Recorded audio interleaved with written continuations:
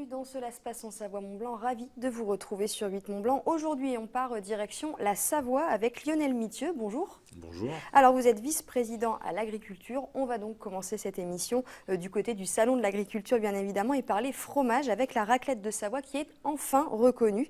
Il s'agit de la 239e IGP obtenue en France. Elle est donc désormais protégée, une véritable reconnaissance pour l'ensemble de la filière et un espoir de voir le volume de production fortement augmenter ces prochaines années. Les représentants de la filière étaient présents à Paris au Salon de l'agriculture. Fenêtre de Buisson les a rencontrés. La recette n'a pas changé, mais depuis fin janvier, ces petits carrés de fromage sont montés en gamme.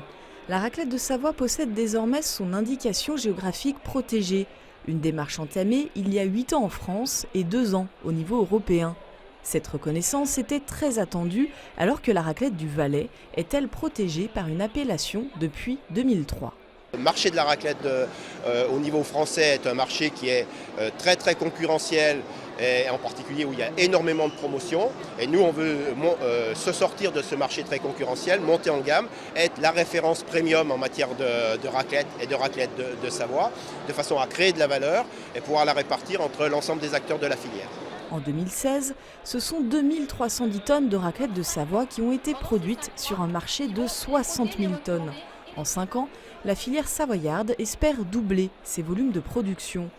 Potentiellement, ce sont 650 éleveurs qui peuvent produire du lait pour la raclette de Savoie.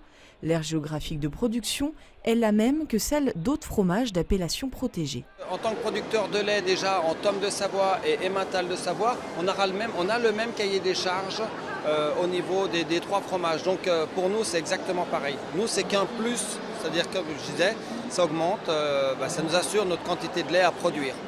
Ces appellations depuis les années 1960-70, c'est véritablement une reconnaissance forte qui permet à l'agriculture des Savoies de continuer à réussir et peut-être aussi par rapport à ses spécificités de réussir et d'échapper aux crises économiques virulentes que nous avons au niveau national.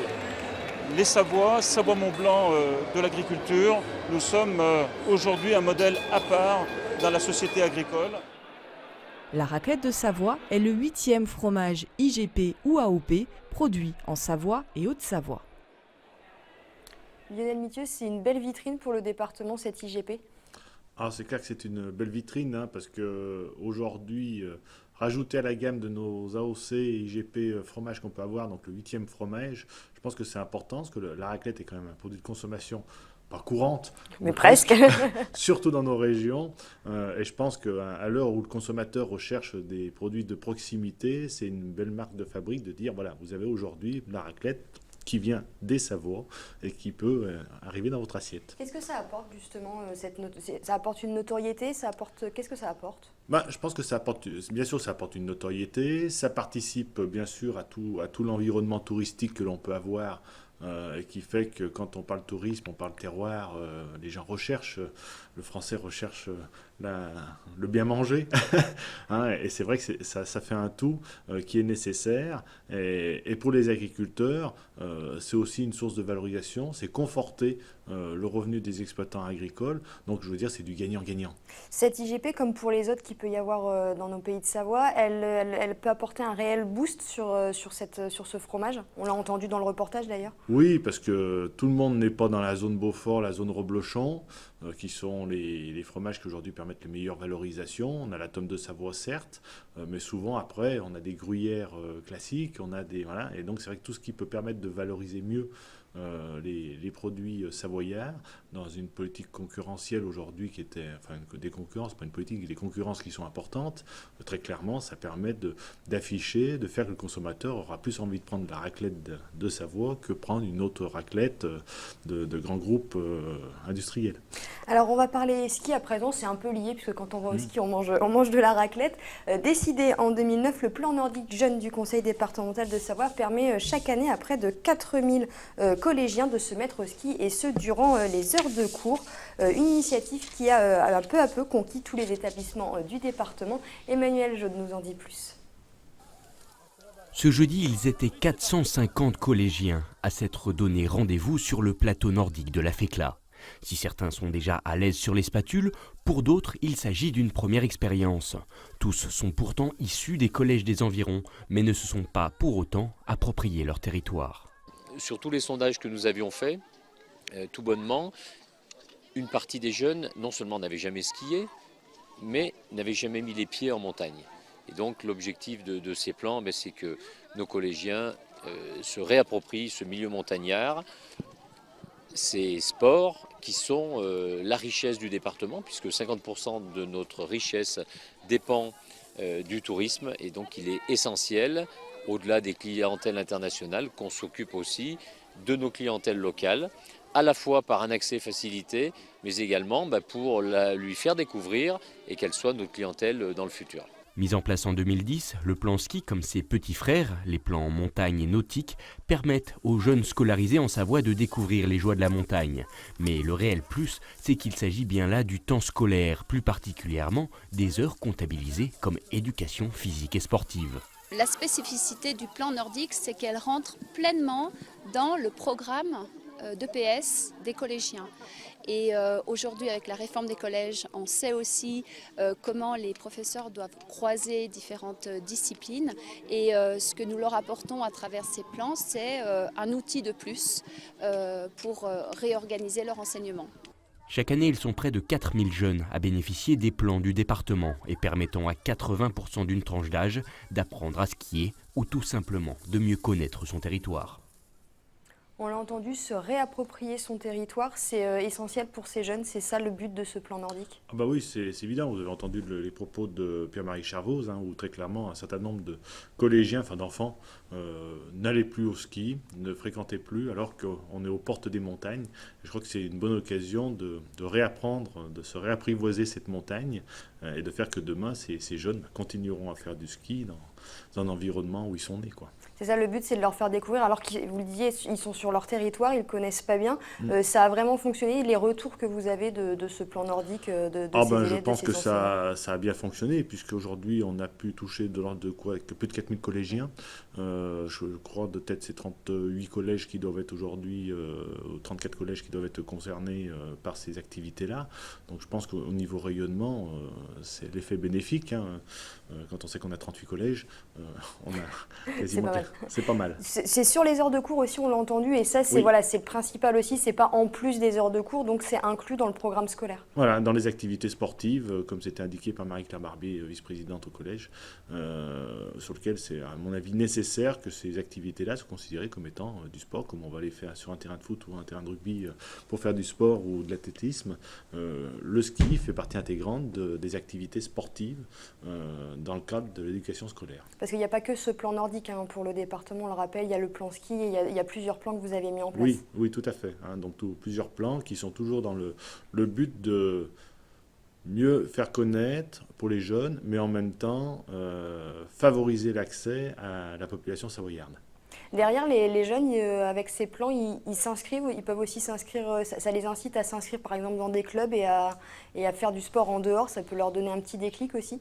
Ah oui, parce que je crois que dans toutes les associations aujourd'hui qui font de la formation pour les jeunes, j'entends pas une seule association qui me dit qu'il est en déclin ou en baisse, donc franchement ça continue à faire que. Et c'est vrai qu'on peut constater aussi que des jeunes qui ont eu ces premières formations dans ces domaines-là vont plus facilement sur le ski, même s'ils n'ont jamais eu une formation dans ce domaine-là. Il y a peut-être des futurs champions alors. Et voilà. Qui sait? Alors on termine cette émission avec une initiative solidaire. Depuis début novembre, une petite entreprise offre une seconde vie aux fruits et légumes destinés à être jetés dans le bassin chambérien. La conserverie solidaire J'aime beaucoup a déjà produit plus de 10 000 bocaux de confiture et chutney. Fanette de Buisson.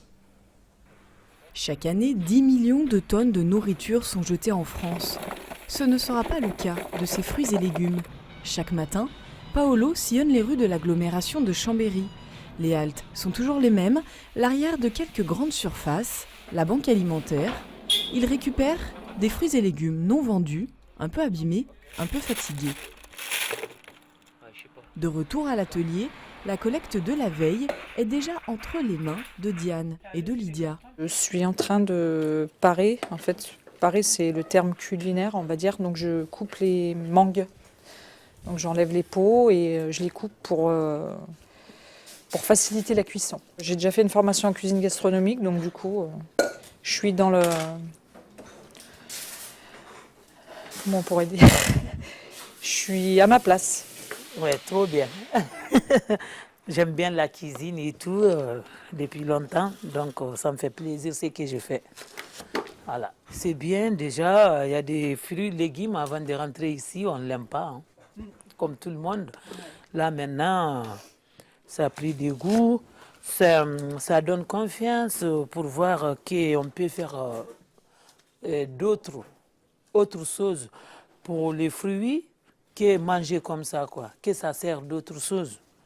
Parce que là, on sait que maintenant, on jette moins, même à la maison, on sait que ça apporte quelque chose pour d'autres personnes.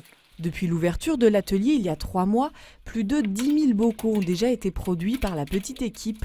80% des denrées collectées sont transformées en confiture et en chutney. On peut appeler ça une fierté, hein. Parce que quand on voit, depuis qu'on est là, on a travaillé un peu plus d'1 tonne de fruits et légumes.